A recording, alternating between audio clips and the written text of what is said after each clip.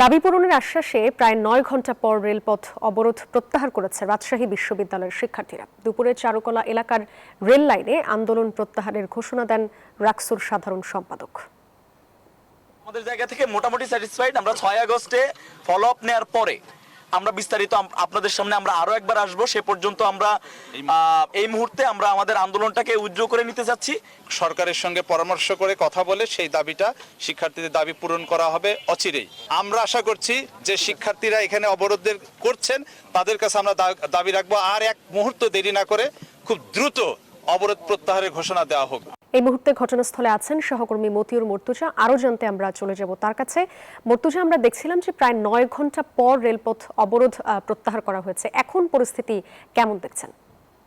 সাদিয়া, প্রশাসনের সঙ্গে আলোচনার পরে ট্রেন চলাচল স্বাভাবিক হয়েছে। কিছুক্ষণ আগেই ঢাকার উদ্দেশ্যে সিল্ক সিটি ট্রেন রাজশাহী থেকে ছেড়ে গিয়েছে। আমরা দেখলাম এই জায়গা দিয়েই ট্রেনটি রাজশাহী ক্রস করে ঢাকার উদ্দেশ্যে যাত্রা করেছে।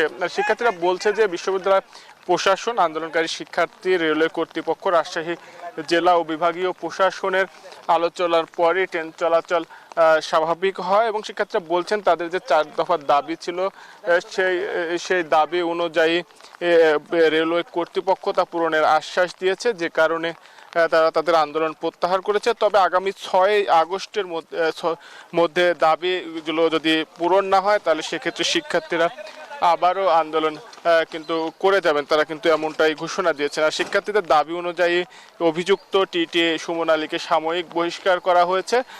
পাশাপাশি রাজশাহী বিশ্ববিদ্যালয় রেল স্টেশনে বেশ কয়েকটি ট্রেনের যাত্রা বিরতি দেওয়ার কিন্তু কথা প্রতিশ্রুতি দিয়েছে রেলওয়ে কর্তৃপক্ষ, এমনটাই কিন্তু শিক্ষার্থীরা জানিয়েছিলেন। সেই পরিপ্রেক্ষিতে তারা রেলপথ অবরোধ কর্মসূচি প্রত্যাহার করেছে। এই ছিল রাজশাহী থেকে সর্বশেষ। সাদিয়া। মর্তুজা, ধন্যবাদ আপনাকে।